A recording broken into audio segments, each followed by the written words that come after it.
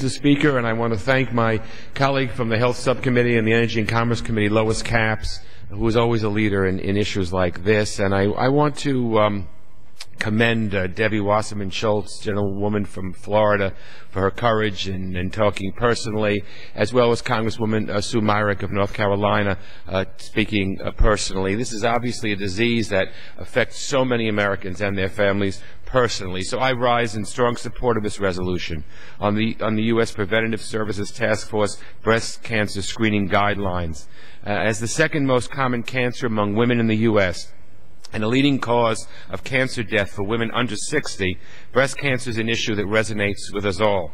The recent changes in recommendations for breast cancer screenings made by the U.S. Preventative Service Task Force on November 16th have been met with considerable attention and consternation nationwide.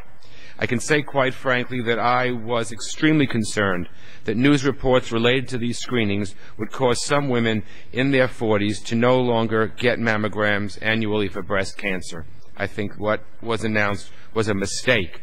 This would really be a travesty if women were prevented from getting mammograms annually. We know that declines in breast cancer death rates since 1990 are primarily attributed to early detection and improvements in treatment.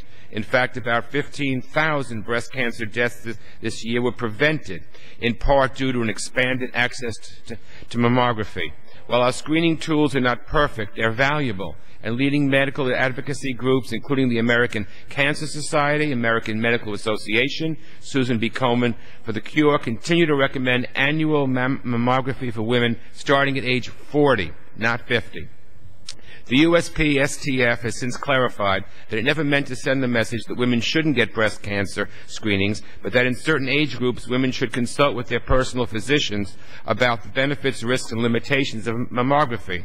Unfortunately, and the task force admitted this at a hearing at our Energy and Commerce Committee, this message has largely been lost in the media. I therefore again commend the gentlewoman from Florida for her resolution today, and really her work all year, guided by her personal experience to improve education and awareness of the benefits of breast cancer screening.